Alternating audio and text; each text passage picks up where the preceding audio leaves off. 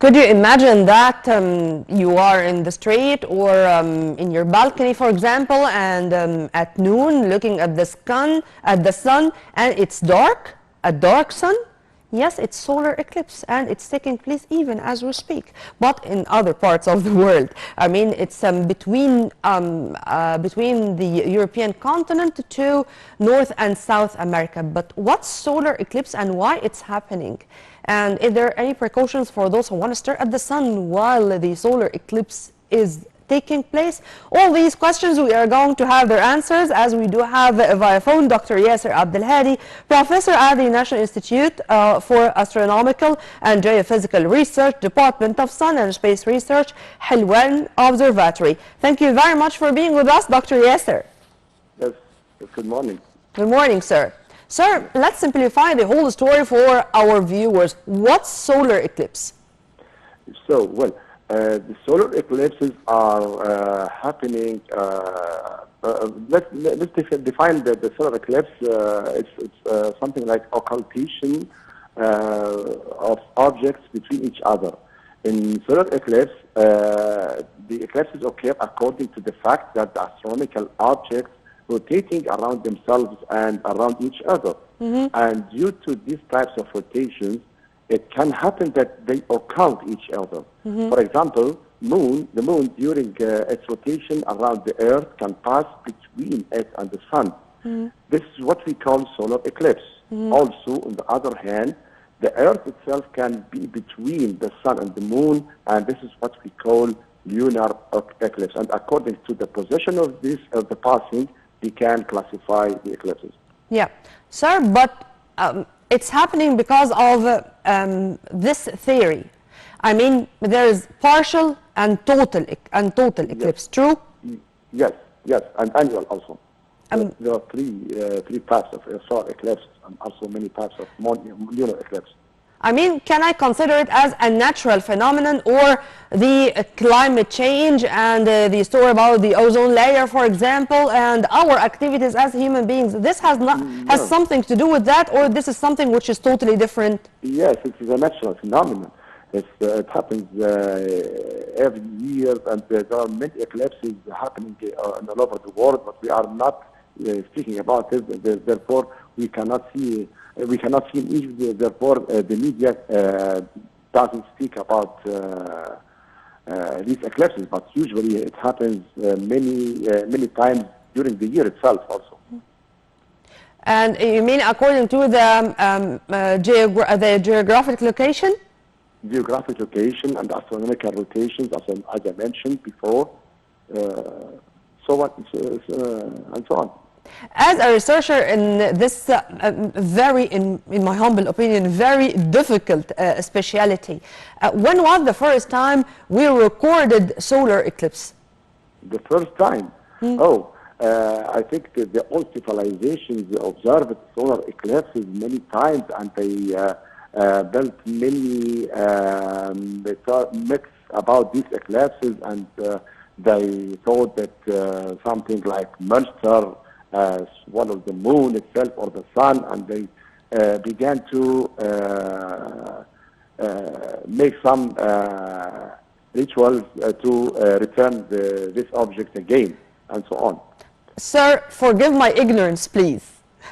I feel that this was a source of myth or legends or many things which were wrote regarding solar eclipse, and many people thousands of years ago considered it as anger from their gods and stuff like that. True?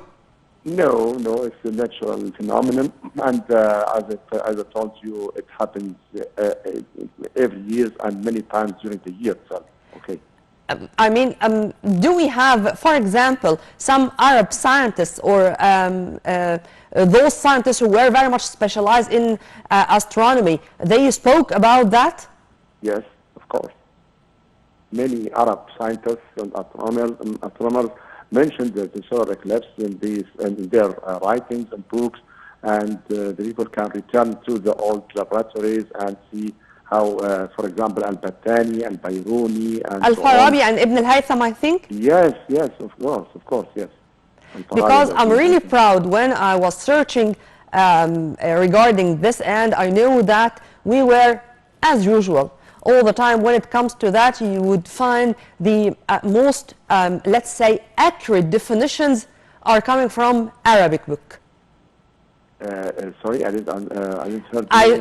When I was searching about the history of solar eclipse phenomena, which took place hundreds of times all over centuries and all over thousands of years, I found that they were described in such an accurate way in Arab books. Yes, yes, of course. And they also gave two names of the eclipses according to the object who is occulted. For example, the word kusuf for the sun and the word khusuf for the moon. Yeah.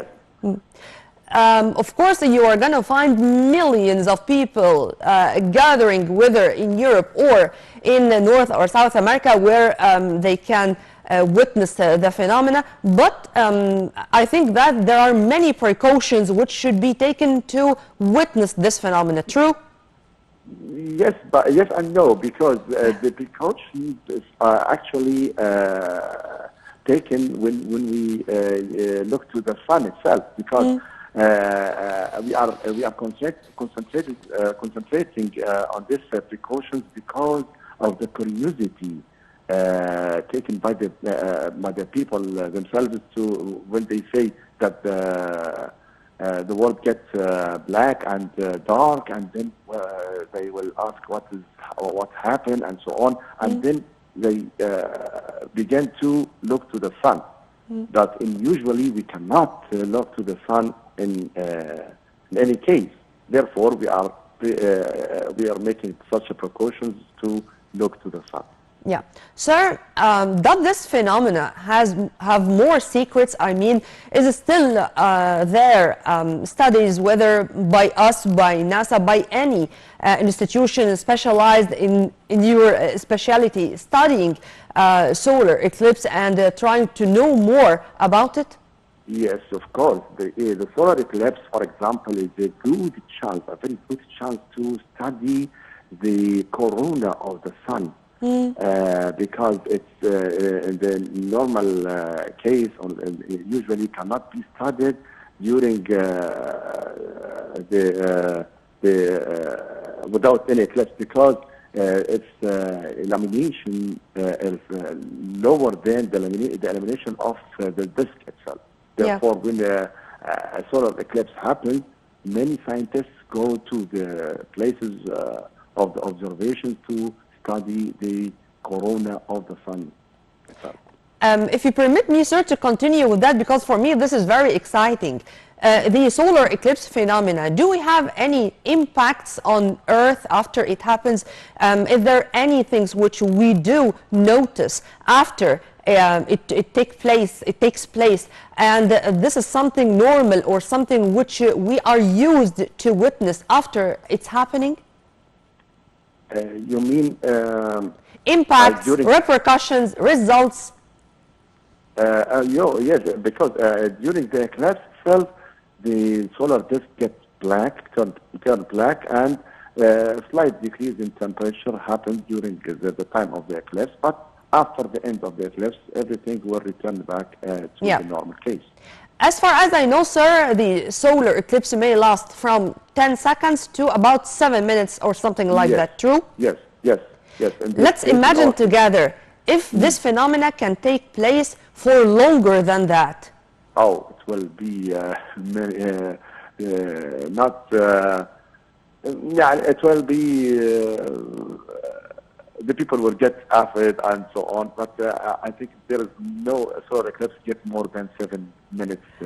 So it's only God mercy that that's preventing this from happening, or to happen only in for this very short period of time, to not to harm us and not to harm life on Earth. To be accurate. To see a black solar disk covering the sky and so on, and it's something. Great, or something makes the people get afraid. Yeah. Well, anyways, we are going to we're going to watch on screens what's going on, Yeah. whether in Europe Yeah. or in America, and I think Right. that it deserves to be analyzed and to know more about it, because it's something which we said lasting only for a few minutes every now and then. It's not every day you can witness something like that. Anyways, sir, I'm going to leave you with a promise to see you here in the studio to speak in detail about these phenomena, and to continue with telling our viewers all the details about it. Okay? Yeah. Yes. Okay. Inshallah. Happy Eid to you, sir. Thank you very much.